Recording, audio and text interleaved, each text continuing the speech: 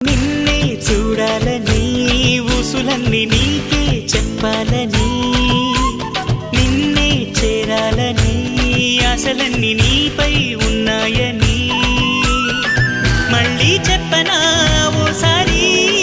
మనసే విప్పనా దరిచేరి ఎదలో ప్రేమని వినవా కన్యకుమారి ఏహే ఎదురే రామరి ఇదిగో పువ్వుల దారి